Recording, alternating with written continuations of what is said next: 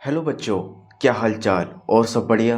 आज हम स्टार्ट कर रहे हैं क्लास 10th का चैप्टर नंबर फर्स्ट, जिसका नाम है केमिकल रिएक्शंस एंड इक्वेशन।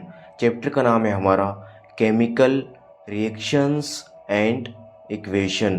तो इस चैप्टर में हम पढ़ेंगे केमिकल रिएक्शंस के बारे में, केमिकल्स इक्वेशंस के बारे में और टाइप्स ऑफ केमिकल रिएक्शंस के बारे में पढ़ेंगे। तो चलिए स्टार्ट करते हैं। तो फर्स्ट टॉपिक हमारे पास यहाँ पे आता है केमिकल रिएक्शन। फर्स्ट टॉपिक है हमारा केमिकल रिएक्शन। तो केमिकल रिएक्शन में यहाँ पे क्या लिखा हुआ है, it is a process in which one or more substances formed new substances. मतलब केमिकल रिएक्शन एक ऐसा प्रोसेस है जिसमें एक या एक से ज़्यादा सब्सटेंस मिलकर के एक नया सब्सटेंस बनाते हैं। केमिकल रिएक्शन एक ऐसा प्रोसेस है जिसमें एक या एक से ज़्यादा सब्सटेंस मिलकर के एक नया सब्सटेंस बनाते हैं। एग्जाम्पल के लिए हम देखते हैं, जैसे फॉर एग्जांपल हाइड्रोजन प्लस में ऑक्सीजन, ये दोनों मिलकर क्या बनाते हैं, वाटर। हाइड्रोजन प्लस में ऑक्सीजन मिलकर क्या बनाते हैं, वाटर। तो ये एक क्या है, ये एक केमिकल रिएक्शन है। उसके बाद हम देखते हैं chemical reaction can't be reversed by any physical method. Chemical reaction को किसी भी फिजिकल मेथड के ज़रिए हम रिवर्स नहीं कर सकते हैं, उसको वापस से हम चेंज नहीं कर सकते हैं। अब हम देखते हैं फिजिकल मेथड होते क्या क्या हैं।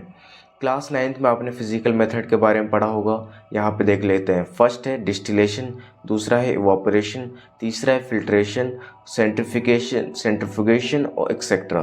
तो ये कुछ फिजिकल मेथड्स हैं जो आपने क्लास 9th में पढ़ रखा है। तो सिंपल सी बात है, केमिकल रिएक्शन वो एक ऐसा प्रोसेस है जिसमें दो या दो से ज़्यादा सब्सटेंस एक नया सब्सटेंस बनाते हैं। आ गया समझ में। अब हम देखते हैं केमिकल रिएक्शन इन्वॉल्व्स। अगर केमिकल रिएक्शन हो रहा है तो वहाँ पे क्या क्या हो सकता है। सबसे पहले हमारे पास आता है चेंज इन स्टेट। अगर कोई केमिकल रिएक्शन हो रहा है तो वहाँ पे उसका स्टेट चेंज हो सकता है। फॉर एग्ज़ाम्पल मैंने क्या करा, हाइड्रोजन प्लस में ऑक्सीजन, हाइड्रोजन और ऑक्सीजन मिलने के बाद H2O बनाते हैं, वाटर बनाते हैं। हाइड्रोजन एक क्या होता है, हाइड्रोजन एक गैस होता है। हाइड्रोजन एक गैस होता है, ऑक्सीजन भी एक गैस होता है। लेकिन हाइड्रोजन और ऑक्सीजन मिलने के बाद ये दोनों मिलकर क्या बनाते हैं, वाटर। जबकि वाटर क्या होता है, एक लिक्विड होता है। तो गैस से लिक्विड बन चुका है, मतलब इसका स्टेट चेंज हो चुका है। नेक्स्ट हमारे पास यहाँ पे आता है चेंज इन कलर। मतलब केमिकल रिएक्शन अगर हो रहा है तो उसके अंदर कलर के अंदर भी चेंज हो सकता है। केमिकल रिएक्शन अगर कहीं पे हो रहा है तो उसके कलर के अंदर भी चेंज हो सकता है। फॉर एग्ज़ाम्पल जैसे कि हमारे पास आयरन होता है, क्या होता है, आयरन, लोहा जो होता है। आयरन मतलब क्या होता है, लोहा। लोहा जो होता है, लोहा का जो कलर होता है वो कैसा होता है, ब्लैक कलर का होता है। लोहा कैसा कलर का होता है, जो आयरन होता है वो ब्लैक कलर का होता है। लेकिन उसके ऊपर जब रस्ट लग जाता है, जंग लग जाता है, तो लोहा का कलर चेंज होकर के कैसा हो जाता है, वो ब्राउन हो जाता है। वो कैसा कलर हो जाता है, ब्राउन कलर का हो जाता है। तो केमिकल रिएक्शन के ज़रिए क्या होता है, कलर भी चेंज हो सकता है। थर्ड यहाँ पे हमारे पास आता है चेंज इन टेम्परेचर। मतलब अगर केमिकल रिएक्शन हो रहा है तो टेम्परेचर में चेंज हो सकता है। केमिकल रिएक्शन में क्या हो सकता है, टेम्परेचर में भी चेंज हो सकता है। हम यहाँ पे एक एग्जांपल के जरिए देखते हैं कि केमिकल रिएक्शन में भाई टेम्परेचर कैसे चेंज हो सकता है। तो यहाँ पे मैं क्या करता हूँ, एक बीकर बनाता हूँ। ये सपोज़ मैंने एक बीकर बना दिया और इसके अंदर मैंने क्या डाल दिया, सल्फ्यूरिक एसिड। मैंने इसके अंदर डाल दिया dilute sulphuric acid, dilute sulphuric acid, dilute sulphuric acid मैंने इसके अंदर डाल दिया। तो डाइल्यूट सल्फ्यूरिक एसिड डालने के बाद मैं क्या करता हूँ, इसके अंदर कुछ छोटे छोटे ग्रेन्यूल्स मैं जिंक के डाल देता हूँ। छोटे छोटे ग्रेन्यूल्स मैंने किसके डाल दिए यहाँ पे, ये जिंक के ग्रेन्यूल्स हैं। किसके ग्रेन्यूल्स हैं, जिंक ग्रेन्यूल्स, जिंक ग्रेन्यूल्स। तो जिंक ग्रेन्यूल्स डालने पे क्या होगा, डाइल्यूट सल्फ्यूरिक एसिड में मैंने क्या डाल दिया, जिंक ग्रेन्यूल्स। तो इसका जो टेम्परेचर होगा, टेम्परेचर अगर आप बीकर को छू के देखोगे तो बीकर का जो टेम्परेचर होगा वो बढ़ जाएगा, बीकर गर्म हो जाएगा। तो भाई केमिकल रिएक्शन में टेम्परेचर चेंज हो सकता है। उसके बाद नेक्स्ट है इवोल्यूशन ऑफ गैस। मतलब अगर केमिकल रिएक्शन हो रहा है तो उसमें से गैस भी निकल सकती है। इसी एग्जांपल में हम देख सकते हैं, जब हम क्या करेंगे, डाइल्यूट सल्फ्यूरिक एसिड के अंदर जिंक ग्रेन्यूल्स डालेंगे तो उसमें से एक गैस निकलेगी, उसमें से गैस निकलेगी। कौन सी गैस निकलेगी? उसके अंदर से हाइड्रोजन गैस निकलेगी। कौन सी गैस निकलेगी? इसके अंदर से हाइड्रोजन गैस निकलेगी। उसके बाद हम देखते हैं daily life examples of chemical reaction. भाई केमिकल रिएक्शन के डेली लाइफ एग्जांपल कौन कौन से होते हैं? ठीक है, केमिकल रिएक्शन के डेली लाइफ एग्जाम्पल, सबसे पहला है डाइजेशन ऑफ फूड। भाई हम आपका जो खाना पच रहा है, खाने का जो डाइजेशन है, डाइजेशन ऑफ फूड एक क्या है? ये एक केमिकल रिएक्शन है। उसके बाद है रेस्पिरेशन। रेस्पिरेशन, भाई आपने जो खाना खाया, ठीक है, वो क्या होता है? वो ब्रेक डाउन होता है, ठीक है, ऑक्सीजन के जरिए वो क्या होता है, आपका जो खाना है वो एनर्जी में कन्वर्ट होता है, उससे बोलते हैं रेस्पिरेशन। तो रेस्पिरेशन भी एक क्या है? ये एक केमिकल रिएक्शन है। उसके बाद हम देखते हैं rusting. Rusting of iron. Rusting of iron, लोहे में जंग लगना, ये भी एक क्या है? केमिकल रिएक्शन है। उसके बाद है फॉर्मेशन ऑफ कर्ड। भाई दही का बनना, दही का बनना भी क्या है? एक केमिकल रिएक्शन है। भाई आप ये देखते हो कि रात को आपने क्या करा, दूध के अंदर भाई थोड़ा सा दही डाला, दही डालने के बाद सुबह क्या होता है? पूरा दूध दही बन जाता है। ये तो जादू नहीं हुआ, ये क्या होता है भाई? फॉर्मेशन ऑफ कर्ड होता है। मतलब ये दही के जरिए से बनता है, ये केमिकल रिएक्शन के जरिए बनता है। उसके बाद है फर्मेंटेशन ऑफ ग्रेप्स। मतलब ग्रेप्स का फर्मेंटेशन होता है, उसे भी क्या बोलते हैं? Chemical reaction. आप कमेंट में हमें बताइए कि भाई ग्रेप्स का फर्मेंटेशन होने के बाद क्या बनता है। ठीक है, अभी हमने देखा था केमिकल रिएक्शन के कुछ डेली लाइफ एग्जाम्पल, ठीक है, और हम कुछ यहाँ पे केमिकल रिएक्शन के डेली लाइफ एग्जाम्पल और भी ज़्यादा हम देख सकते हैं यहाँ पे। ठीक है, सबसे पहला यहाँ पे और दे रखा है बर्निंग ऑफ पेपर।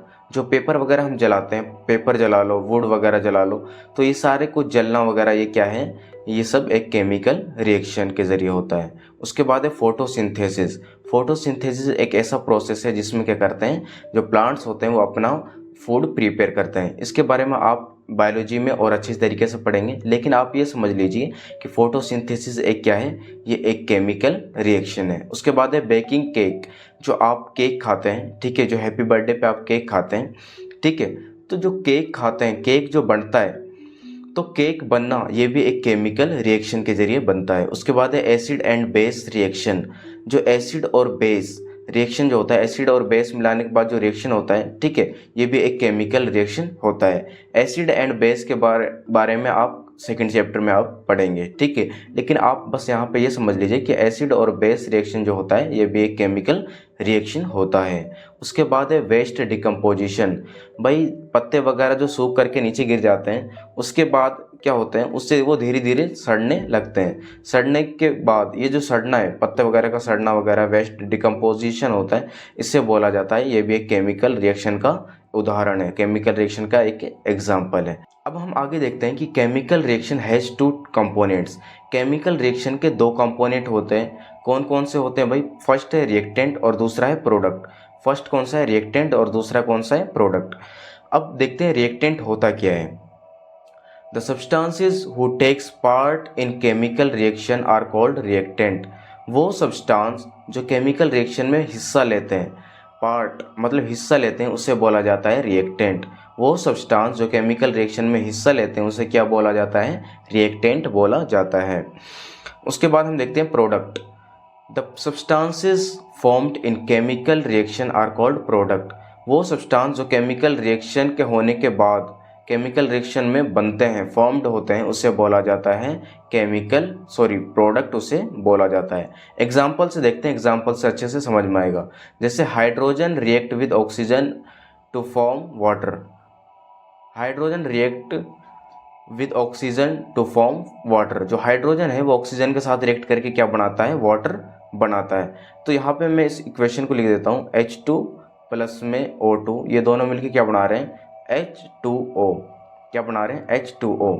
अब हाइड्रोजन और ऑक्सीजन जो हैं, ये दोनों जो हैं, हाइड्रोजन और ऑक्सीजन, ये दोनों क्या हैं? ये रिएक्टेंट हैं। ये दोनों क्या हैं? रिएक्टेंट। क्योंकि ये क्या कर रहे हैं? ये केमिकल रिएक्शन में ये हिस्सा ले रहे हैं। ये क्या कर रहे हैं? ये केमिकल रिएक्शन में हिस्सा ले रहे हैं। जो केमिकल रिएक्शन में हिस्सा लेते हैं उसे बोला जाता है रिएक्टेंट। और यहाँ पे क्या बन रहा है? वाटर बन रहा है, ठीक है, H2O बन रहा है। तो भाई H2O क्या है? ये एक प्रोडक्ट है। H2O क्या है? ये एक प्रोडक्ट है, ठीक है। भाई केमिकल रिएक्शन में जो सब्सटेंस बनते हैं उन्हें बोला जाता है भाई प्रोडक्ट, और जो सब्सटेंस भाई केमिकल रिएक्शन में हिस्सा लेते हैं उससे क्या बोला जाता है, उसे रिएक्टेंट बोला जाता है। फॉर एग्जांपल आपको शिकंजी बनाना है, तो शिकंजी बनाने के लिए आप क्या लेंगे, आप चीनी लेंगे, नींबू लेंगे, है ना, नमक लेंगे, पानी लेंगे। तो ये जो आपने जो सब्सटेंस लिए हैं इसे बोला जाएगा रिएक्टेंट, और सबको आपने मिक्स कर दिया तो आपका क्या बन गया, शिकंजी बन गया। तो शिकंजी क्या है, एक प्रोडक्ट है। ठीक है, उसके बाद सेकंड एग्जांपल देखते हैं हम। Magnesium ribbon burnt in air gives us magnesium oxide. भाई मैग्नीशियम रिबन को जब हम एयर में बर्न करते हैं, जलाते हैं, तो उससे क्या मिलता है, हमें मैग्नीशियम ऑक्साइड मिलता है। इसको मैं लिख देता हूँ, मैग्नीशियम Mg प्लस में O2। मैग्नीशियम रिबन को मैंने क्या करा, जला दिया, तो हमें मिलता है मैग्नीशियम ऑक्साइड। तो Mg प्लस में O2 ये जो है ये है रिएक्टेंट। तीर के जो ये जो आपको दिख रहा है ना, ये एरो जो दिखाई दे रहा है, इसके इस साइड जो होता है, ठीक है, इसके जो लेफ्ट हैंड साइड जो होता है वो होता है रिएक्टेंट, और राइट हैंड साइड जो होता है वो होता है प्रोडक्ट। ठीक है, लेफ्ट हैंड साइड हमेशा क्या होता है, रिएक्टेंट, और राइट हैंड साइड क्या होता है, वो प्रोडक्ट होता है। ठीक है, तो यहाँ पे आप देख सकते हैं लेफ्ट हैंड साइड यहाँ पे क्या है, हमारे पास रिएक्टेंट है। मैग्नीशियम और ऑक्सीजन मिलने के बाद ये क्या बना रहे हैं, मैग्नीशियम ऑक्साइड।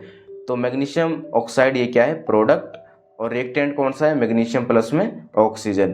तो सिंपल सी बात है, रिएक्टेंट वो सब्सटेंस होते हैं जो केमिकल रिएक्शन में हिस्सा लेते हैं, और प्रोडक्ट वो सब्सटेंस होते हैं जो केमिकल रिएक्शन करने के बाद जो बनते हैं। आगे समझ में, सबसे पहले हम देखते हैं, हमारे पास टॉपिक है केमिकल इक्वेशन। केमिकल इक्वेशन क्या होता है, तो यहाँ पे क्या लिख रहा है, a chemical reaction represents by chemical equation.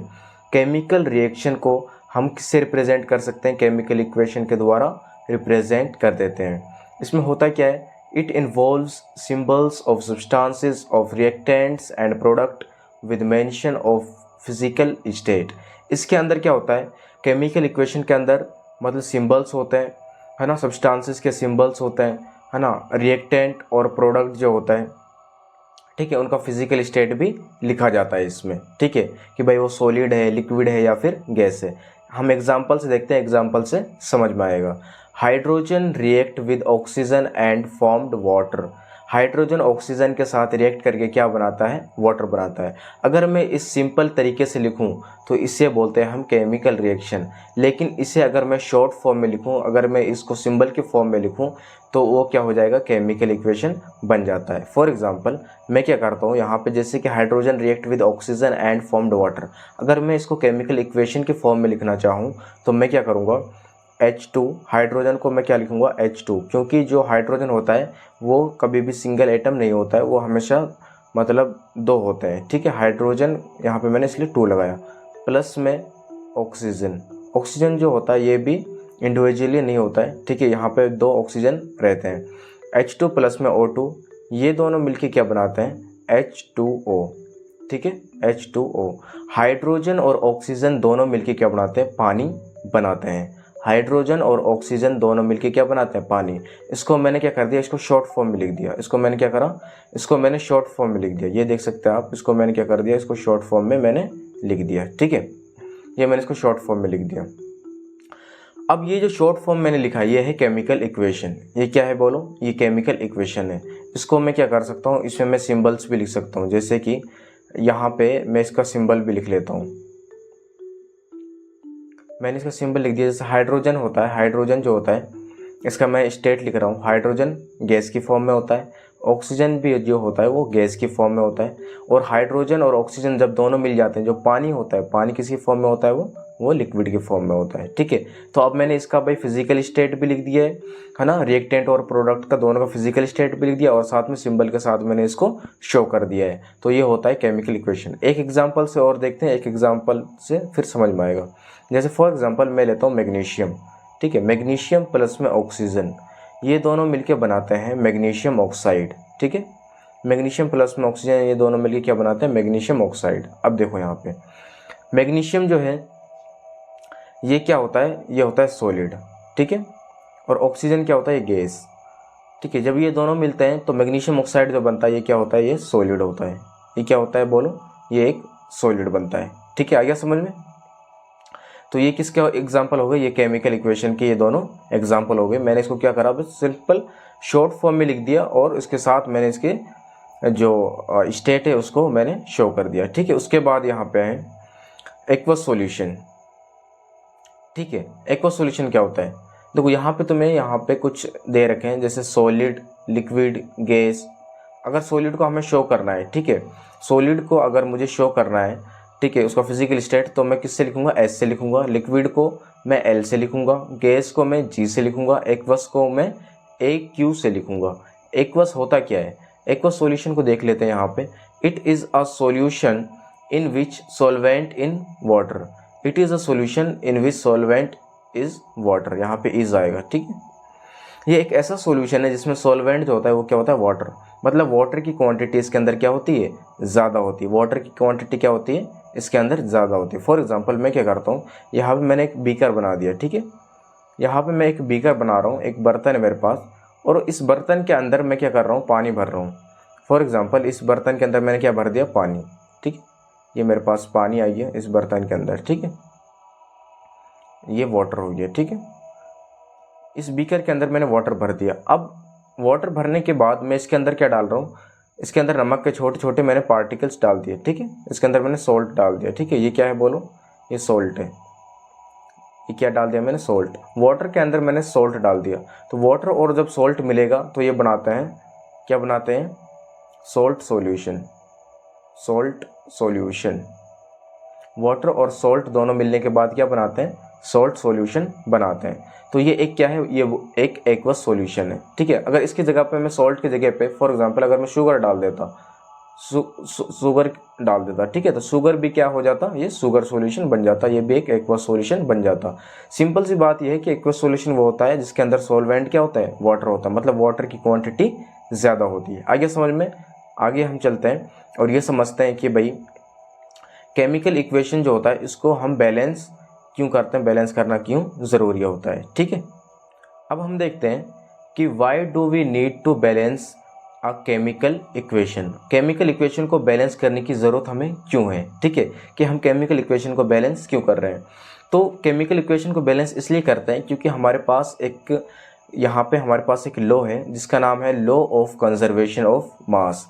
Law of conservation of mass क्या बोलता है? Matter can neither be created nor be destroyed in a chemical reaction. जो मैटर होते हैं वो ना तो क्रिएट हो सकते हैं और ना ही डिस्ट्रॉय हो सकते हैं किसी भी केमिकल रिएक्शन में। कोई भी मैटर केमिकल रिएक्शन में ना तो डिस्ट्रॉय होएगा और ना ही क्रिएट होता है उसमें। जैसे फॉर एग्जांपल मैं क्या करता हूँ, मैं बाज़ार गया एक थैले लेकर के और उसके अंदर मैंने 1 किलो प्याज डाला, 1 किलो आलू डाला और 1 किलो मिर्च डाला। ठीक है, तो टोटल कितने किलो हो गए? 3 किलो। तो पन्नी में जाने के बाद, थैले में जाने के बाद वो कितने बचेंगे? वो 3 किलो होंगे। ठीक है, अगर कोई ये कहे कि 2 किलो तो ये मतलब गलत होगा। अगर कोई ये बोले कि थैले में जाने के बाद 5 किलो हो गया तो ये भी गलत है। थैले में जाने के बाद वो कितना बनेगा? वो 3 किलो ही बनेगा। तो जितना हमारा रिएक्टेंट होता है उतना ही क्या होना चाहिए? उतना ही प्रोडक्ट होना चाहिए। तो यहाँ पे लिखा है so number of atoms involved in a chemical reaction should be remain at the reactant and product side। मतलब जो एटम्स होंगे, नंबर ऑफ एटम्स जो होंगे केमिकल रिएक्शन में, वो रिएक्टेंट के साइड और प्रोडक्ट के साइड दोनों साइड क्या होने चाहिए? सेम होने चाहिए, इक्वल होने चाहिए। यहाँ पे एक एग्जांपल से देख लेते हैं, आपको समझ में आएगा।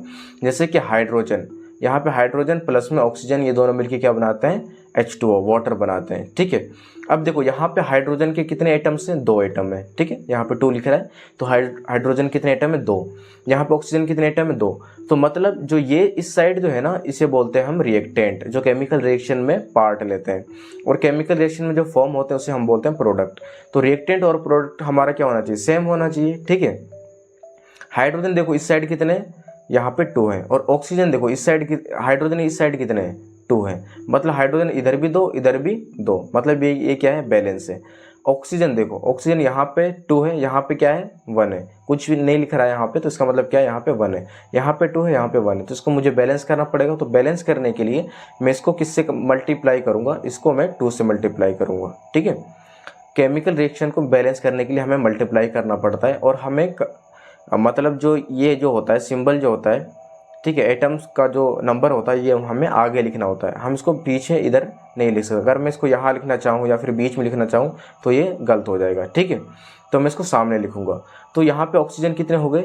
यहाँ पे 2 हो गए, ऑक्सीजन यहाँ पे कितने हो गए 2 हो गए, यहाँ पे हाइड्रोजन कितने हो गए 4 हो गए, क्योंकि ये वाला जो 2 है ये इसके साथ मल्टीप्लाई में आ जाएगा। 2 2 जा कितने हो जाएंगे 4, तो भाई हाइड्रोजन यहाँ पे 4, यहाँ पे कितने 2, तो मैं यहाँ पे क्या करूँ कि ये भी 4 बन जाए, तो यहाँ पे मैं 2 से मल्टीप्लाई कर दूंगा, तो 2 2 जा 4, यहाँ पे हाइड्रोजन 4 हो गए, यहाँ पे हाइड्रोजन 4, ऑक्सीजन 2 और यहाँ पे ऑक्सीजन 2। और कुछ एग्जाम्पल हम देख लेते हैं कि केमिकल इक्वेशन को हम कैसे बैलेंस करते हैं। अब हम देखते हैं how to balance chemical equation, कि केमिकल इक्वेशन को हम कैसे बैलेंस करते हैं। सबसे पहले अभी मैंने ये आपको ये एग्जांपल करा दिया, H2 प्लस में O2, ये क्या बना रहे हैं H2O, ठीक है। यहाँ पे हमने क्या करा था, हाइड्रोजन यहाँ पे कितने 2 थे, यहाँ पे हाइड्रोजन 2, ये बैलेंस है। ऑक्सीजन यहाँ पे कितने 2, यहाँ पे कितने 1, तो यहाँ पे 2 है, यहाँ पे 1 है, तो इसको मुझे बैलेंस करने के लिए किससे मल्टीप्लाई करना पड़ेगा, इससे मल्टीप्लाई करना पड़ेगा, 2 से मल्टीप्लाई करना पड़ेगा, ठीक है। तो यहाँ पे ऑक्सीजन कितने हो जाएंगे 2 हो जाएंगे, और यहाँ पे ऑक्सीजन 2, ये बैलेंस है। हाइड्रोजन यहाँ पे कितने हो गए, जब मैंने इसके सामने 2 लगाया तो हाइड्रोजन कितने हो गए 2 2 जा 4, ये वाला जो 2 है ना ये इसके साथ मल्टीप्लाई में आ जाता है, तो 2 2 जा कितने हो जाएंगे 4 हो जाएंगे। यहाँ पे हाइड्रोजन कितने हैं 2, तो मैं किससे मल्टीप्लाई करूँ कि यहाँ पे भी ये 4 बन जाए, तो मैं इसको 2 से मल्टीप्लाई कर दूंगा, तो ये कितना हो जाएगा 4 हो जाएगा। तो इसको मैं वापस से लिख लेता हूँ, ठीक है। केमिकल इक्वेशन को बैलेंस करने के बाद मैं इसको इसका जो स्टेट होता है उसको लिख लेता हूँ, ठीक है। यहाँ पे मैंने लिखा 2H2, और ये जो हाइड्रोजन होता है किसकी फॉर्म में होता है, गैस की फॉर्म में होता है, प्लस में ऑक्सीजन O2, ऑक्सीजन किसकी फॉर्म में होता है, गैस की फॉर्म में होता है। ये दोनों मिलने के बाद क्या बनाते हैं 2H2O, वाटर बनाते हैं, जो कि क्या होता है लिक्विड फॉर्म में होता है, ठीक है। तो ये प्रॉपर हम इस तरीके से केमिकल इक्वेशन को लिखते हैं। सेकंड एग्जांपल देख लेते हैं। सेकंड एग्जांपल में ये तुम्हारे बुक में दे रखा है, एनसीईआरटी का एग्जांपल दे रखा है, इसको हम टेबल मेथड के जरिए करेंगे और वैसे भी हम सिंपल तरीके से करेंगे। ये मैंने सिंपल तरीके से करा है और दूसरे तरीके हम टेबल तरीके से भी कर सकते हैं, वो मैं आपको अभी समझाने वाला हूँ। ये एनसीईआरटी का तुम्हें एक एग्जाम्पल दे रखा है, ये क्या है बोलो, ये आयरन है, ठीक है। ये क्या है बोलो, ये आयरन है, लोहा, और H2O मतलब क्या होता है वाटर होता है, ठीक है। और Fe3O4 मतलब क्या होता है आयरन ऑक्साइड, ठीक है, आयरन ऑक्साइड। और H2 मतलब हाइड्रोजन, ठीक है। अब मुझे क्या करना है, इनको बैलेंस करना है। क्या करना है, बैलेंस करना है। अब देखो आयरन जो है यहाँ पे, आयरन कितने हैं यहाँ पे 1, यहाँ पे आयरन कितने 3, ठीक है। सबसे पहले हमें क्या करना होगा, सबसे पहले इसको बैलेंस करने के लिए यहाँ पे देखो आयरन यहाँ पे कितने 1 और यहाँ पे कितने 3, तो मैं इसके सामने क्या किससे मल्टीप्लाई करूँ कि ये भी 3 बन जाए, तो मैं इसके सामने क्या लगा दूंगा 3। सबसे पहले सिंपल मेथड से देख लेते हैं, ठीक है। तो यहाँ पे आयरन 3 हो चुका है, यहाँ पे आयरन कितने हो गए 3। अब ऑक्सीजन देखो, यहाँ पे ऑक्सीजन कितने हैं 4, यहाँ पे ऑक्सीजन कितने हैं 4, और यहाँ पे कितने ऑक्सीजन 1, तो मैं किससे मल्टीप्लाई करूँ कि ये भी 4 बन जाए, तो यहाँ पे मैं क्या लिख दूंगा 4, तो ऑक्सीजन कितने हो गए 4, यहाँ पे ऑक्सीजन 4, बैलेंस है। जब मैंने इसके सामने ऑक्सीजन के सामने 4 लगाया तो हाइड्रोजन भी था यहाँ पे, तो हाइड्रोजन कितने बन गए 2 4 जा 8, ये इससे मल्टीप्लाई में हो जाएगा, तो ऑक्सीजन हाइड्रोजन कितने बन गए 4 2 जा 8, यहाँ पे हाइड्रोजन कितने 2, तो मुझे क्या करना पड़ेगा 4 से मल्टीप्लाई करना पड़ेगा, तो 4 2 जा कितने हो जाएंगे, ये भी 8 हो जाएंगे। आयरन 3, आयरन यहाँ पे 3, ठीक है, हाइड्रोजन 8, हाइड्रोजन यहाँ पे 4 2 जा 8, ऑक्सीजन यहाँ पे 4, ऑक्सीजन यहाँ पे भी 4, ये इस टाइप से सिंपल तरीके से बैलेंस हो जाता है, ठीक है।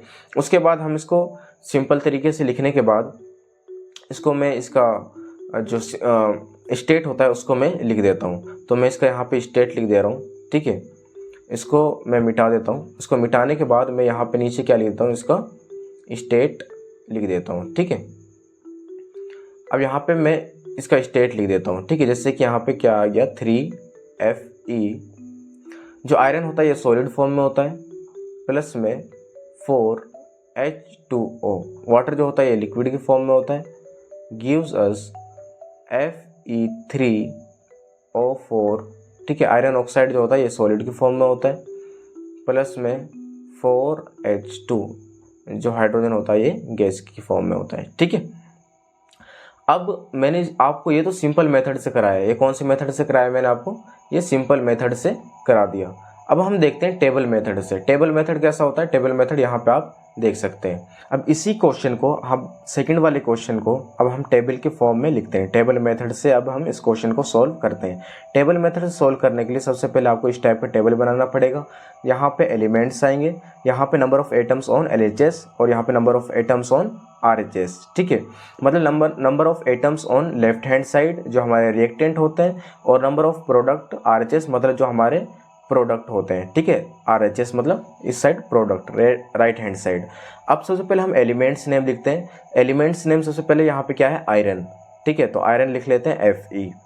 ठीक है, आयरन का सिंबल क्या होता है, Fe। उसके बाद क्या है, हाइड्रोजन है, और उसके बाद क्या है, ऑक्सीजन है। ठीक है, ये हमारे एलिमेंट्स हो गए। अब हम लिखेंगे number of atoms on LHS। तो यहाँ पे भाई नंबर ऑफ एटम्स कितने हैं, यहाँ पे 1 है। यहाँ पे हाइड्रोजन कितने हैं, 2 हैं, और ऑक्सीजन कितने हैं, 1 है। ठीक है, और number of atoms on RHS के साइड कितने हैं, यहाँ पे देखो आयरन कितने हैं, यहाँ पे 3 हैं। यहाँ पे ऑक्सीजन कितने हैं, 4 हैं। सॉरी, ऑक्सीजन यहाँ पे 4 हैं, और यहाँ पे हाइड्रोजन कितने हैं, यहाँ पे हाइड्रोजन है 2। ठीक है, तो दोनों साइड हमें क्या करना पड़ेगा, बराबर करना पड़ेगा। Number of atoms on LHS is equal to number of atoms on RHS करना पड़ेगा, तब हमारा केमिकल इक्वेशन बैलेंस हो पाएगा। ठीक है, तो इसको बैलेंस करने के लिए हमें मल्टीप्लाई करना पड़ेगा। यहाँ पे 3 है, यहाँ पे 1 है, तो 1 को मैं किससे मल्टीप्लाई करूँ कि ये भी 3 बन जाए, तो मैं इसको 3 से मल्टीप्लाई करूँगा। तो यहाँ पे 3 1 जा 3, तो इसके सामने मैं क्या लिख दूंगा, इसके सामने मैं 3 लिख दूंगा। तो यहाँ पे आयरन 3 हो गया, यहाँ पे भी आयरन 3। यहाँ पे हाइड्रोजन 2 है, यहाँ पे हाइड्रोजन 2 है, ये बैलेंस है। यहाँ पे ऑक्सीजन 1 है, यहाँ पे 4 है। तो मुझे क्या करना पड़ेगा, 1 को किससे मल्टीप्लाई करना पड़ेगा कि ये 4 बन जाए, 1 को 4 से मल्टीप्लाई करना पड़ेगा। तो 1 4 जा 4, तो ये मैं इसके सामने क्या लगा दूंगा, 4 लगा दूंगा। तो यहाँ पे देखो ऑक्सीजन यहाँ पे 4 बन गया, यहाँ पे भी ऑक्सीजन 4 है। ठीक है, यहाँ पे जब मैंने ऑक्सीजन के सामने 4 लगाया तो यहाँ पे जो हाइड्रोजन था ये इसके साथ मल्टीप्लाई में था। ठीक है, तो जब इसके साथ मल्टीप्लाई में था तो यहाँ पे ये खुद ब खुद 4 से मल्टीप्लाई हो जाएगा। ये 4 2 जा कितने हो जाएंगे, यहाँ पे 8 हो जाएंगे। हाइड्रोजन कितने हो जाएंगे, 4 2 जा 8 हो जाएंगे। यहाँ पे हाइड्रोजन कितने 2 हैं, तो मुझे किससे मल्टीप्लाई करना पड़ेगा, ये भी 8 बन जाए, तो मुझे 4 से मल्टीप्लाई करना पड़ेगा। तो मैं हाइड्रोजन को इधर साइड किससे मल्टीप्लाई कर दूंगा, 4 से मल्टीप्लाई कर दूंगा। ठीक है, तो यहाँ पे क्या कर दिया मैंने, यहाँ पे 3 से मल्टीप्लाई करा। ठीक है, यहाँ पे आयरन 3 हो गए, यहाँ पे आयरन 3, यहाँ पे मैंने 4 से मल्टीप्लाई करा ऑक्सीजन को, यहाँ पे ऑक्सीजन 4, यहाँ पे ऑक्सीजन 4 हो गए। यहाँ पे हाइड्रोजन कितने हो गए, 4 2 जा 8, यहाँ पे हाइड्रोजन 4 2 जा 8। तो यहाँ पे ये अब केमिकल इक्वेशन बैलेंस हो चुका है। यहाँ पे भाई आयरन जो होता है सॉलिड होता है। ठीक है, H2O जो वाटर होता है लिक्विड होता है, आयरन ऑक्साइड सॉलिड होता है, और H2 जो होता है हाइड्रोजन ये गैस होता है। नेक्स्ट क्वेश्चन अब हम करते हैं। अभी हमने 2 क्वेश्चन देखे, अब हम तीसरा क्वेश्चन देखते हैं। यहाँ पे हमें दे रखा है कार्बन प्लस में ऑक्सीजन, ये दोनों मिलके क्या बना रहे हैं, कार्बन डाइऑक्साइड। ठीक है, यहाँ पे कार्बन डाइऑक्साइड बना रहे हैं। तो आप देखो सबसे पहले बैलेंस करने के लिए हमें ये देखना पड़ेगा हमें क्या क्या दे रखा है। कार्बन यहाँ पे कितने हैं, 1, ऑक्सीजन यहाँ पे कितने हैं, 2।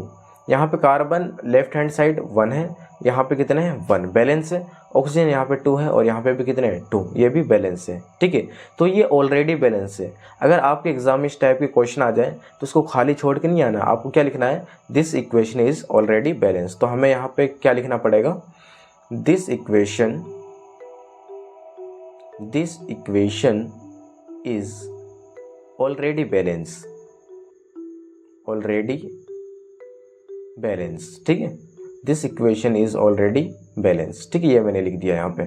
इसको मैं सिंबल के साथ लिख देता हूँ और स्टेट के फॉर्म में लिख देता हूँ। कार्बन जो होता है ये हमारा सॉलिड होता है, प्लस में ऑक्सीजन जो होता है हमारा ये गैस होता है, और ये दोनों मिलके बनते हैं कार्बन डाइऑक्साइड, जो कि क्या होता है, ये एक गैस होता है। ठीक है, फोर्थ क्वेश्चन देखते हैं। यहाँ पे मैग्नीशियम प्लस में ऑक्सीजन, ये दोनों बना रहे हैं मैग्नीशियम ऑक्साइड। अब देखो मैग्नीशियम यहाँ पे कितने हैं, 1 है, यहाँ पे मैग्नीशियम 1 है, बैलेंस है। ऑक्सीजन यहाँ पे कितने हैं, 2, यहाँ पे कितने हैं, 1। इसको बैलेंस करने के लिए मुझे क्या करना पड़ेगा, इसके सामने 2 से मल्टीप्लाई करना पड़ेगा। तो यहाँ पे ऑक्सीजन 2 और यहाँ पे ऑक्सीजन 2 हो गए। यहाँ पे ये दोनों बैलेंस हो गए, लेकिन जब मैंने इसके सामने 2 लगाया तो मैग्नीशियम भी कितने हो गए, 2 हो गए ना, इसके सामने 2 लग गया। तो यहाँ पे मैग्नीशियम को मुझे किससे मल्टीप्लाई करना पड़ेगा, 2 से मल्टीप्लाई करना पड़ेगा। तो यहाँ पे मुझे 2 लगाना पड़ेगा, यहाँ पे भी 2। तो ये अब क्या हो गया, ये बैलेंस हो गया। तो इसको मैं दोबारा से वापस से लिख देता हूँ, 2Mg। जो मैग्नीशियम होता है ये सॉलिड फॉर्म में होता है, प्लस में ऑक्सीजन जो होता है ये गैस की फॉर्म में होता है। दोनों मिलकर बनाते हैं मैग्नीशियम ऑक्साइड जो होता है ये हमारा ये सॉलिड की फॉर्म में होता है। ठीक है, इसको मैं टेबल के मेथड से भी कर सकता हूँ। टेबल के मेथड से कैसे करेंगे, जैसे कि यहाँ पे हमें एलिमेंट्स दे रखा है मैग्नीशियम और ऑक्सीजन। तो मैग्नीशियम हमारा लेफ्ट हैंड साइड कितना है, मैग्नीशियम हमारा लेफ्ट हैंड साइड, इसको एक बार मैं मिटा देता हूँ ताकि आपको कन्फ्यूज़न ना हो। इसको मैंने मिटा दिया, ठीक है, इसको मैं मिटा देता हूँ, ठीक है, ये मैंने मिटा दिया ताकि आपको कोई कन्फ्यूज़न ना हो, ठीक है। अब देखो यहाँ पे जो तुम्हारा एटम्स है लेफ्ट हैंड साइड, मैग्नीशियम कितना है 1 है और ऑक्सीजन कितना है यहाँ पे 2 है। राइट हैंड साइड मैग्नीशियम 1 है, ऑक्सीजन कितना है 1 है। तो मुझे किससे मल्टीप्लाई करना पड़ेगा, यहाँ पे ऑक्सीजन 2 है, यहाँ पे 1 है, किससे मल्टीप्लाई करना पड़ेगा, 2 से मल्टीप्लाई करना पड़ेगा। तो मैं इसके सामने क्या लिख दूंगा, 2 लिख दूंगा, ठीक है। तो यहाँ पे ऑक्सीजन कितना बन गया, 2 बन गया। अब देखो यहाँ पे ऑक्सीजन जब 2 बना तो इसके सामने मैग्नीशियम लगा हुआ था, मैग्नीशियम भी कितना बन गया, यहाँ पे ऑलरेडी ये 2 से मल्टीप्लाई हो जाएगा, ये भी 2 बन जाएगा। और यहाँ पे मैग्नीशियम कितना है 1 है, तो मुझे किससे मल्टीप्लाई करना पड़ेगा, 2 से मल्टीप्लाई करना पड़ेगा। तो ये भी कितना बन जाएगा, ये 2 बन जाएगा। तो 2 मैग्नीशियम, यहाँ 2 मैग्नीशियम, यहाँ पे 2 ऑक्सीजन, यहाँ पे भी 2 ऑक्सीजन। तो ये अब बैलेंस हो चुका है। तो इस तरीके से हम केमिकल इक्वेशन को बैलेंस कर सकते हैं। आप हमें कमेंट में बताइए कि केमिकल इक्वेशन को बैलेंस करने का तरीका सिंपल वाला तरीका बढ़िया है या फिर टेबल वाला जो तरीका है वो बढ़िया लगा आपको, ठीक है।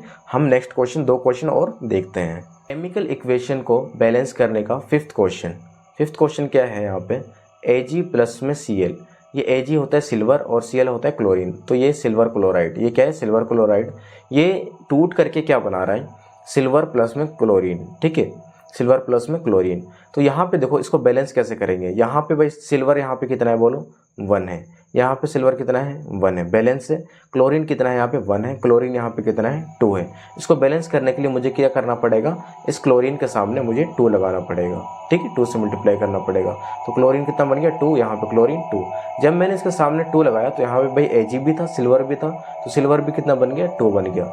तो यहाँ पे मुझे क्या करना पड़ेगा, 2 से मल्टीप्लाई करना पड़ेगा ताकि ये भी जो सिल्वर है ये भी 2 बन जाए। तो यहाँ पे 2 और यहाँ पे 2 लगाना पड़ेगा। तो ये अब ऑलरेडी बैलेंस हो चुका है। अब मुझे क्या करना पड़ेगा, इसका जो स्टेट होता है वो लिखना पड़ेगा। मैं लिखता हूँ यहाँ पे 2AgCl।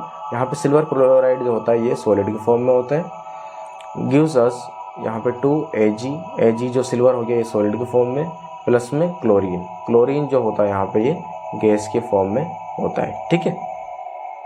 उसके बाद नेक्स्ट क्वेश्चन, ये लास्ट क्वेश्चन है हमारा, N2। यहाँ पे नाइट्रोजन प्लस में हाइड्रोजन, ये दोनों मिलके क्या बना रहे हैं, अमोनिया, NH3, ठीक है, अमोनिया बना रहे हैं। अब यहाँ पे देखो आप कि नाइट्रोजन यहाँ पे कितना है, 2 है, यहाँ पे कितना है, नाइट्रोजन 1 है। तो यहाँ पे मुझे बैलेंस करने के लिए मुझे किससे मल्टीप्लाई करना पड़ेगा, 2 से मल्टीप्लाई करना पड़ेगा, ठीक है। यहाँ पे नाइट्रोजन 2 हो गए, यहाँ पे नाइट्रोजन 2 हो गए। अब देखो यहाँ पे हाइड्रोजन कितने हो गए, यहाँ पे 3 पहले था और यहाँ पे इसके सामने मैंने 2 लगा दिया, 3 2 जा 6 हो गए। यहाँ पे हाइड्रोजन कितने हैं, 2 है। तो मुझे किससे मल्टीप्लाई करना पड़ेगा कि ताकि ये 6 बन जाए, तो मुझे इसको 3 से मल्टीप्लाई करना पड़ेगा। 3 2 जा कितने हो जाएंगे, 6 हो जाएंगे। तो मैंने यहाँ पे 3 लगाया, यहाँ पे 2 लगाया, अब ये बैलेंस हो चुका है।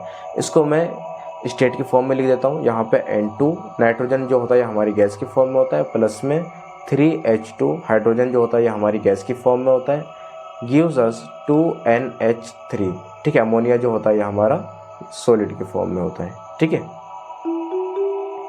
आइए आपको समझ में। उसके बाद अगर इसको मैं टेबल के मेथड से करना चाहूँ तो टेबल के मेथड से भी कर सकता हूँ, ठीक है। एलिमेंट्स को यहाँ पे मैं लिख दूंगा, जैसे कि हमारा क्या है, नाइट्रोजन है और हाइड्रोजन है। नाइट्रोजन हमारा लेफ्ट हैंड साइड कितना है, यहाँ पे 2 था पहले, ठीक है। और हाइड्रोजन कितना था, यहाँ पे हाइड्रोजन भी 2 था। यहाँ पे नाइट्रोजन कितना था, राइट हैंड साइड 1 था और हाइड्रोजन कितना था, 3 था। मल्टीप्लाई करने के लिए हम क्या करेंगे, यहाँ पे 2 से मल्टीप्लाई करेंगे, ठीक है। तो यहाँ पे मैंने 2 लिख दिया। यहाँ पे किससे मल्टीप्लाई करेंगे, जब 2 से मल्टीप्लाई करेंगे तो ये भी 2 से मल्टीप्लाई हो जाएगा, ठीक है, क्योंकि यहाँ पे n भी है, ठीक है। तो ये कितना हो जाएगा, ये 6 बन जाएगा। तो 6 बन गया तो मैं 2 से किससे मल्टीप्लाई करूँ कि ये भी 6 बन जाए, 3 से करेंगे। तो यहाँ पे मैंने क्या लिख दिया, 3 लिख दिया, ठीक है। तो ये अब ऑलरेडी बैलेंस हो चुका है, नाइट्रोजन 2 हाइड्रोजन 6 हो गए। तो इस तरीके से हम केमिकल इक्वेशन को बैलेंस करते हैं। तो केमिकल इक्वेशन को बैलेंस करने का आपको कौन सा तरीका पसंद आया, सिंपल वाला तरीका पसंद आया या फिर आपको टेबल वाला तरीका पसंद आया। टाइप्स ऑफ केमिकल रिएक्शन, तो आप देखिए यहाँ पे कॉम्बिनेशन रिएक्शन। सबसे पहले जो केमिकल रिएक्शन के टाइप्स जो आता है, फर्स्ट जो टाइप है वो है केमिकल कॉम्बिनेशन रिएक्शन। तो कॉम्बिनेशन रिएक्शन क्या होता है? It is the reaction in which two or more reactants combine to form a single product. इसको हम क्या बोलते हैं? Combination reaction. मतलब कहना ये चाह रहे हैं कि जब दो या दो से ज़्यादा रिएक्टेंट मिलकर के एक सिंगल प्रोडक्ट बनाते हैं उसे क्या बोला जाता है? उसे कॉम्बिनेशन रिएक्शन बोला जाता है। ठीक है। अब जैसे फॉर एग्जांपल आप देख सकते हैं यहाँ पे A प्लस में B, यहाँ पे A सब्सटेंस है और B, मतलब दो सब्सटेंस है। दो सब्सटेंस मिलके क्या बना रहे हैं? एक नया सब्सटेंस बना रहे हैं। मतलब दो सब्सटेंस A और B मिलकर के क्या बना रहे हैं? C बना रहे हैं। तो ये एक कॉम्बिनेशन रिएक्शन है। एग्जाम्पल से देखते हैं। बर्निंग ऑफ कोल, जब हम कोयले को जलाते हैं तो क्या होता है? कोयले को लेते हैं, जैसे कार्बन को हमने लिया, कार्बन को लेने के बाद कोयले को हमने लिया, उसके बाद ऑक्सीजन के जब प्रेजेंस में उसको जलाते हैं हम तो क्या बनता है? Carbon dioxide. तो कार्बन और ऑक्सीजन दोनों मिलने के बाद क्या बना रहे हैं? Carbon dioxide. जब दो रिएक्टेंट मिलकर के एक सिंगल प्रोडक्ट बनाते हैं उसे क्या बोला जाता है? उसे कॉम्बिनेशन रिएक्शन बोला जाता है। उसके बाद सेकंड है formation of water. Formation of water मतलब वाटर का बनना। आप जानते हैं जब हाइड्रोजन और ऑक्सीजन जब दोनों को मिलाया जाता है तो वाटर बनता है, H2O बनता है। ठीक है, जो कि लिक्विड होता है। तो हाइड्रोजन और ऑक्सीजन, यहाँ पे दो रिएक्टेंट है, दो रिएक्टेंट मिलकर के एक सिंगल प्रोडक्ट बना रहे हैं, इसे हम कॉम्बिनेशन रिएक्शन बोलेंगे। सेकंड देखते हैं। रिएक्शन का सेकंड टाइप है डिकम्पोजिशन रिएक्शन। सेकंड जो टाइप है वो है डिकम्पोजिशन रिएक्शन। डिकम्पोजिशन रिएक्शन क्या होता है? इन this reaction a reactant splits into two or more products. मतलब ये एक ऐसा रिएक्शन है जिसमें जो रिएक्टेंट होता है वो मतलब दो या दो से ज़्यादा प्रोडक्ट में टूट जाता है, स्प्लिट हो जाता है। ठीक है, उसे हम क्या बोलते हैं? डिकम्पोजिशन रिएक्शन बोलते हैं। फॉर एग्जांपल जैसे ए प्रोडक्ट है, हमारे पास एक प्रोडक्ट है, वो टूट करके बी और सी में बन जाता है। मतलब एक प्रोडक्ट था और वो टूट करके क्या बन गया? दो या दो से ज़्यादा प्रोडक्ट बन जाए, उससे हम क्या बोलते हैं? डिकम्पोजिशन रिएक्शन बोलते हैं। जैसे फॉर एग्जांपल अभी हम एग्जांपल देखेंगे डिकम्पोजिशन रिएक्शन के। इसमें तीन टाइप है, थर्मल डिकम्पोजिशन, इलेक्ट्रोलाइटिक डिकम्पोजिशन और फोटोलाइटिक डिकम्पोजिशन। इसको हम डिटेल में अभी देख लेते हैं। डिकम्पोजिशन रिएक्शन का फर्स्ट टाइप है thermal decomposition reaction. Thermal decomposition reaction क्या होता है? ऐसा रिएक्शन जो किसके जरिए होता है? हीट के जरिए होता है। ऐसा रिएक्शन जो किसके जरिए होता है? हीट के जरिए होता है, उसे हम क्या बोलते हैं? Decomposition reaction. ठीक है, जैसे कि फॉर एग्जांपल यहाँ पे क्या लिखा है? इन this reaction decomposition is carried out by heating. ये एक ऐसा रिएक्शन है जिसमें डिकम्पोजिशन किसके जरिए होता है? हीटिंग के जरिए। जब किसी सब्सटेंस को जब हम हीट करते हैं और एक सब्सटेंस से टूट करके दो या दो से ज़्यादा सब्सटेंस बन जाता है, उससे हम क्या बोलते हैं? थर्मल डिकम्पोजिशन रिएक्शन बोलते हैं। फॉर एग्जाम्पल आप देख सकते हैं यहाँ पे, जैसे मैंने ले लिया कैल्शियम कार्बोनेट, CaCO3 को हम क्या बोलते हैं? Calcium carbonate. इसको लाइमस्टोन भी हम बोल सकते हैं। कैल्शियम कार्बोनेट को जब हम हीट करेंगे, कैल्शियम कार्बोनेट को जब हम हीट करेंगे तो क्या बनेगा? कैल्शियम ऑक्साइड और साथ में कार्बन डाइऑक्साइड। ठीक है, कैल्शियम ऑक्साइड और कार्बन डाइऑक्साइड। तो एक हमारे पास क्या था? एक रिएक्टेंट था, और जब ये टूट करके दो या दो से ज़्यादा प्रोडक्ट बनता है, इसे क्या बोलते हैं हम? Thermal decomposition reaction. और ये किसके जरिए हो रहा है? ये हीट के जरिए हो रहा है। सेकंड हम देख डिकम्पोजिशन रिएक्शन का सेकंड टाइप है electrolytic decomposition reaction. Electrolytic decomposition reaction क्या होता है? ऐसा डिकम्पोजिशन जो किसके जरिए होता हो? जो इलेक्ट्रिसिटी के जरिए होता हो, उससे हम इलेक्ट्रोलाइटिक डिकम्पोजिशन रिएक्शन बोलते हैं। इन this reaction decomposition is carried out by passing electricity. मतलब ये एक ऐसा रिएक्शन है जिसमें डिकम्पोजिशन किसके जरिए होता है? इलेक्ट्रिसिटी के जरिए होता है। मतलब कि एक रिएक्टेंट जो होता है वो टूट करके दो या दो से ज़्यादा प्रोडक्ट बनाता है, वो किसके जरिए बनाता है? इलेक्ट्रिसिटी के जरिए बनाता है। जैसे कि H2O, एग्जाम्पल देख लेते हैं। H2O पानी जो है, पानी में से जब हम इलेक्ट्रिसिटी पास करवाते हैं, जब वाटर में से हम इलेक्ट्रिसिटी पास करवाते हैं तो क्या होता है? हाइड्रोजन अलग हो जाता है और ऑक्सीजन अलग हो जाता है। इसका जो एक्टिविटी है वो आपको बुक में दे रखा है। अगर आप ये चाहते हैं कि इसका मैं एक प्रैक्टिकल वीडियो बनाऊं तो आप मुझे कमेंट में बताइए, मैं इसका प्रैक्टिकल वीडियो भी आपको प्रोवाइड कर दूंगा। उसका लिंक आपको डिस्क्रिप्शन बॉक्स में मिल जाएगा। तो आपको समझ में आया इलेक्ट्रोलाइटिक डिकम्पोजिशन रिएक्शन क्या होता है? जो किसके जरिए होता है? ऐसा रिएक्शन जो किसके जरिए होता हो? इलेक्ट्रिसिटी के जरिए होता हो, उससे बोलते हैं हम decomposition, electrolytic decomposition reaction. Next decomposition reaction का थर्ड टाइप है photolytic decomposition reaction. Photolytic decomposition reaction क्या होता है? ऐसा रिएक्शन जो किसके जरिए होता हो? सनलाइट के जरिए होता हो। ऐसा डिकम्पोजिशन रिएक्शन जो किसके जरिए होता हो, जो सनलाइट के जरिए होता हो। इन this reaction decomposition is carried out by sunlight. मतलब ऐसा रिएक्शन, ऐसा डिकम्पोजिशन रिएक्शन जो किसके जरिए होता हो, जो सनलाइट के जरिए होता हो। जैसे फॉर एग्जांपल मैं यहाँ पे एग्जांपल देता हूँ। यहाँ पे एग्जांपल है सिल्वर क्लोराइड। सिल्वर क्लोराइड जो है, जब हम इसको सनलाइट के प्रेजेंस में लेकर के आते हैं, ठीक है, तो सनलाइट के प्रेजेंस में जब हम इसको लेकर के आते हैं तो सनलाइट के ज़रिए क्या होता है, ये डिकम्पोज हो जाता है। मतलब 2 या 2 से ज़्यादा प्रोडक्ट इससे बन जाते हैं। एक तो क्या बनेगा, सिल्वर क्लोराइड से एक सिल्वर बन जाएगा और साथ में क्लोरीन गैस इससे निकल जाएगी।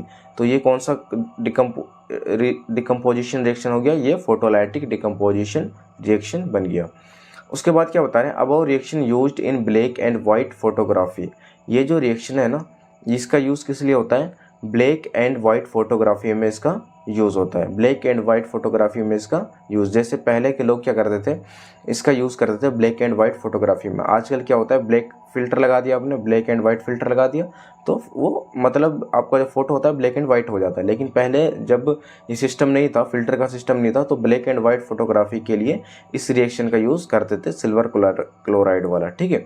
ऑप्टिकल रिएक्शन का थर्ड टाइप है डिस्प्लेसमेंट रिएक्शन। डिस्प्लेसमेंट रिएक्शन क्या होता है, ये एक ऐसा रिएक्शन होता है जिसमें ज़्यादा रिएक्टिव एलिमेंट जो होते हैं वो कम रिएक्टिव एलिमेंट को डिस्प्लेस कर देते हैं उसके सॉल्यूशन से। इसमें क्या लिखा हुआ है, इन this reaction more reactive element displace less reactive element from its solution. मतलब जो ज़्यादा रिएक्टिव एलिमेंट जो होते हैं ना, वो कम रिएक्टिव एलिमेंट को क्या करते हैं, सॉल्यूशन से डिस्प्लेस कर देते हैं, उनको हटा देते हैं। आपने रिएक्टिविटी सीरीज पढ़ा होगा, जैसे पोटेशियम, सोडियम वगैरह, लास्ट में आपका हाइड्रोजन वगैरह आते हैं, गोल्ड वगैरह आते हैं। तो रिएक्टिविटी सीरीज अगर आपको याद नहीं है तो मैं आपको प्रोवाइड कर दूंगा, ठीक है, आप कमेंट कर देना, ठीक है, मैं आपको लिंक जो डिस्क्रिप्शन बॉक्स में दे दूंगा। तो आपको ये पता है, जब मोर रिएक्टिव ज़्यादा जो एलिमेंट होते हैं, ज़्यादा रिएक्टिव एलिमेंट होते हैं, वो क्या करते हैं, लेस रिएक्टिव एलिमेंट को सॉल्यूशन से क्या करते हैं, उसको डिस्प्लेस कर देते हैं। उससे हम क्या बोलते हैं, डिस्प्लेसमेंट रिएक्शन। जैसे फॉर एग्जांपल एक सब्सटेंस है ए, ठीक है, और एक सब्सटेंस है बी एंड सी, ठीक है। एक केमिकल था, ठीक है, ए, ये अलग था, और बी एंड सी ये दोनों केमिकल आपस में मिले हुए थे। तो आपने क्या करा, बाहर से केमिकल डाला ए, ठीक है, तो ये क्या करेगा, जो ए वाला केमिकल है ना, ये ज़्यादा रिएक्टिव, मोर रिएक्टिव है, ये क्या करेगा, बी को हटा देगा, बी को हटा देगा, और किसके साथ मिल जाएगा, ये सी के साथ मिल जाएगा। तो क्या बना देगा, ए सी और प्लस में बी क्या हो जाएगा, बाहर हो जाएगा। यहाँ पे आप एग्जाम्पल के साथ देख सकते हैं, एग्जाम्पल दे रखा है यहाँ पे आयरन, ठीक है, ये क्या है बोलो, ये आयरन है, ये Fe क्या होता है, आयरन। आयरन को जब हम क्या करते हैं, कॉपर सल्फेट के साथ मिलाते हैं, तो आयरन जो होता है ना, ये क्या होता है, मोर रिएक्टिव होता है। ये क्या होता है, मोर रिएक्टिव कॉपर से। तो कॉपर को क्या करेगा, आयरन जो होगा ये कॉपर को क्या करेगा, डिस्प्लेस कर देगा, ठीक है। आयरन कॉपर को डिस्प्लेस कर देगा और किसके साथ मिल जाएगा, ये सल्फेट के साथ मिल जाएगा, और कॉपर क्या हो जाएगा, कॉपर बाहर निकल जाएगा, ठीक है। तो क्या बना देगा, ये आयरन सल्फाइड, ठीक है, ये पहले कॉपर सल्फेट था तो आयरन सल्फेट बन जाएगा, और साथ में कॉपर बाहर निकल जाएगा। तो आप क्या बता रहे हैं, iron nail displace copper from copper sulphate solution and form iron sulphate solution. जो आयरन नेल जो होगा, ठीक है, वो क्या करेगा, कॉपर को किससे निकाल देगा, कॉपर सल्फेट सॉल्यूशन से, और क्या बना देगा, आयरन सल्फेट सॉल्यूशन बना देगा, ठीक है। नेक्स्ट देख, केमिकल रिएक्शन का फोर्थ टाइप है double displacement reaction. Double displacement reaction क्या होता है, ये एक ऐसा रिएक्शन होता है जिसमें नया कंपाउंड जो होता है वो क्या करता है, अपने आयंस को एक्सचेंज करता है, ठीक है। जो एक मतलब कंपाउंड है वो क्या करता है, आपस में एक दूसरे को, मतलब एक दूसरे के आयंस को क्या करते हैं, एक्सचेंज करते हैं। देखो क्या लिखा है इसमें, in this reaction new compounds are formed by mutual exchange of ions between two compounds. इसमें एक नया कंपाउंड बनता है, और ये किसके जरिए बनता है, जो आपके दो कंपाउंड थे, ठीक है, उनके आयंस को एक्सचेंज करके। जैसे फॉर एग्जांपल ए बी दो केमिकल है और सी डी दो केमिकल है। तो ए क्या करेगा, ए जो है वो ए जो है वो सी को डिस्प्लेस कर देगा और डी के साथ मिल जाएगा। ए किसके साथ मिल जाएगा, डी के साथ मिल जाएगा। और बी क्या करेगा, बी जो है वो किसके साथ मिल जाएगा, सी के साथ मिल जाएगा, ठीक है। तो ए जब डी के साथ मिलेगा तो ए डी बना देगा, और बी जब सी के साथ मिलेगा तो ये सी बी बना देगा। तो इसमें क्या होता है, एक्सचेंज ऑफ आयंस होते हैं। जैसे फॉर एग्जांपल आप यहाँ पे देख सकते हैं, यहाँ पे मैंने ले लिया एक एक्वस सॉल्यूशन ले लिया, ठीक है। तो एक्वस सॉल्यूशन यहाँ पे हमारा सोडियम सल्फेट है। सोडियम सल्फेट को जब बेरियम क्लोराइड के साथ मिलाएंगे तो क्या होगा, सोडियम पहले सल्फेट के साथ मिला हुआ था और बेरियम किसके साथ मिला हुआ था, क्लोरीन के साथ बेरियम क्लोराइड बना रहा था, ठीक है। तो यहाँ पे अब होगा क्या, जो सोडियम है आपका, ठीक है, ये क्लोरीन के साथ मिल जाएगा, क्योंकि इसमें एक्सचेंज ऑफ आयंस होंगे और जो सल्फेट होगा वो आपके साथ किसके साथ मिल जाएगा, बेरियम के साथ मिल जाएगा। तो जब बेरियम सल्फेट के साथ मिल जाएगा क्या बनाएगा, बेरियम सल्फेट, ठीक है। और जब सोडियम क्लोरीन के साथ मिल जाएगा तो क्या बनाएगा, सोडियम क्लोराइड। तो इसके अंदर क्या होता है, मीन्स इसके अंदर एक्सचेंज ऑफ आयंस होते हैं, ठीक है। उसके बाद बता रहे हैं प्रेसिपिटेट। प्रेसिपिटेट क्या होता है, it is a insoluble solid that emerges from a liquid solution. ये मतलब एक इनसोल्यूबल सॉलिड होता है, मतलब एक ऐसा सॉलिड जो क्या होता है, मतलब पूरी तरीके से घुलता नहीं है, ठीक है, और जो लिक्विड सॉल्यूशन के नीचे क्या हो जाता है, आकर के बैठ जाता है। फॉर एग्जांपल आपने क्या करा, एक गिलास में पानी लिया, ठीक है, और आपके पास कोई सॉल्यूशन है, ठीक है, इसमें आपने कुछ सॉल्यूशन मिला दिया, और क्या होगा, इसके अंदर आपने कुछ सॉलिड पार्टिकल मिला दिया, तो एक ऐसा सॉलिड पार्टिकल जो क्या होगा, नीचे आकर के बैठ जाएगा, नीचे आकर के बैठ जाएगा, उससे हम क्या बोलेंगे, प्रेसिपिटेट बोलते हैं, ठीक है। रिएक्शन का फिफ्थ टाइप है oxidation and reduction. Oxidation and reduction, oxidation क्या होता है, addition of oxygen to a substance or removal of hydrogen from a substance. मतलब ऑक्सीडेशन क्या होता है, किसी भी सब्सटेंस में ऑक्सीजन को ऐड करना या फिर किसी भी सब्सटेंस में से हाइड्रोजन को रिमूव करना क्या कहलाता है, ऑक्सीडेशन कहलाता है, ठीक है। और इसका एग्जांपल अभी हम देखते हैं, यहाँ पे एग्जांपल दे रखा है आपको, जैसे कॉपर। कॉपर में जब मैं क्या करूँगा, ऑक्सीजन को मिलाऊंगा तो क्या बनेगा, ये कॉपर ऑक्साइड बना देगा, ठीक है। कॉपर में पहले कॉपर क्या था, खाली था, इसमें कुछ नहीं था, मैंने इसके साथ क्या मिला दिया, ऑक्सीजन मिला दिया, तो कॉपर ऑक्साइड बना देगा, मतलब इसमें अंदर क्या मिल चुका है, ऑक्सीजन मिल चुका है, तो ये क्या हो जाएगा, ये ऑक्सीडेशन हो जाएगा। उसके बाद देखते हैं रिडक्शन। रिडक्शन में क्या होता है, removal of oxygen from a substance or adding of hydrogen to a substance. मतलब किसी भी सब्सटेंस में ऑक्सीजन से को रिमूव करना और हाइड्रोजन को ऐड करना क्या कहलाता है, ये रिडक्शन कहलाता है। फॉर एग्जांपल आप यहाँ पे देख सकते हैं, यहाँ पे कॉपर ऑक्साइड था और यहाँ पे हाइड्रोजन, जब इन दोनों को क्या करेंगे, रिएक्शन कराएंगे तो क्या बनेगा, यहाँ पे कॉपर प्लस में वाटर बनेगा। यहाँ पे आप यहाँ पे देख सकते हैं, जब यहाँ पे कॉपर ऑक्साइड था, ठीक है, और इसमें से मैंने क्या कर दिया, कॉपर ऑक्साइड जो था, कॉपर ऑक्साइड जो था, इसमें क्या हो गया, ऑक्सीजन रिमूव हो गया, सॉरी, इस कॉपर ऑक्साइड में से क्या हो गया, ऑक्सीजन रिमूव हो गया। आपको पता है ऑक्सीजन रिमूव होना क्या कहलाता है, रिडक्शन कहलाता है। तो कॉपर ऑक्साइड में से ऑक्सीजन रिमूव हो गया और ये क्या बच गया, खाली बस कॉपर बच गया, तो ये क्या हो जाएगा, ये रिडक्शन रिएक्शन हो जाएगा। और आप यहाँ पे देख सकते हैं, आप हाइड्रोजन जो है, यहाँ पे पहले क्या था, अकेला था, यहाँ पे जाने के बाद ये क्या हो गया, हाइड्रोजन, इसके साथ ऑक्सीजन ऐड हो गया, तो ऑक्सीजन का ऐड होना क्या कहलाता है, ऑक्सीडेशन कहलाता है। तो हाइड्रोजन का ऐड होना, ठीक है, हाइड्रोजन का ऐड होना या फिर ऑक्सीजन का रिमूव होना क्या कहलाता है, रिडक्शन। ऑक्सीजन का ऐड होना या फिर हाइड्रोजन का रिमूव होना क्या कहलाता है, ऑक्सीडेशन कहलाता है। और यहाँ पे आप देख सकते हैं, यहाँ पे एक ऐसा रिएक्शन हो रहा है जिसमें ऑक्सीडेशन भी हो रहा है और रिडक्शन भी हो रहा है।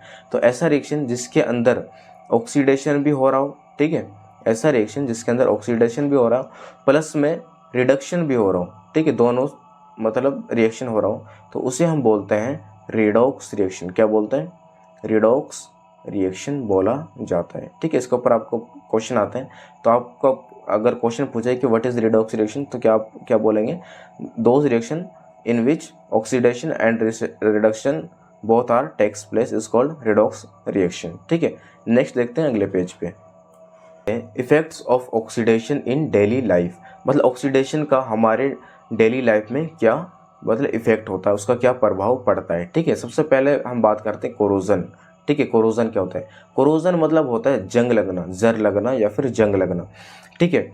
When metal expose to air, moisture, water, acid etcetera for some time a layer of oxide is formed which weakens the metal, hence metal said to be corrode, ठीक है। यहाँ पे क्या बता रहे हैं, जब कोई भी मेटल एयर, मॉइस्चर या वाटर, एसिड वगैरह के मतलब कांटेक्ट में आता है तो वो क्या हो जाता है, उसके ऊपर जर लग जाता है, उसके ऊपर ऑक्साइड की एक लेयर बन जाती है, जिसकी वजह से मेटल जो होता है वो कमज़ोर हो जाता है, ठीक है। तो हम क्या कहते हैं, उसके ऊपर क्या लग चुका है, जर लग चुका है।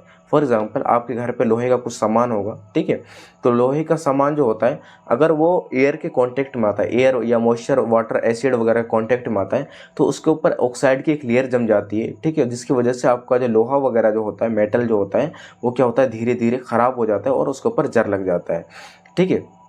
यहाँ पे आपको कुछ दे रखे हैं, एग्जाम्पल दे रखे हैं, जैसे रस्टिंग ऑफ आयरन, ठीक है, जो आयरन है, लोहा जो है, उसके ऊपर जर लगाना, ठीक है। सेकंड है आपका ब्लैक कोटिंग ऑन सिल्वर, ठीक है, जो सिल्वर होता है, चांदी जो होता है, उसके ऊपर एक ब्लैक कोटिंग हो जाता है, ब्लैक लेयर्स आ जाता है, ठीक है।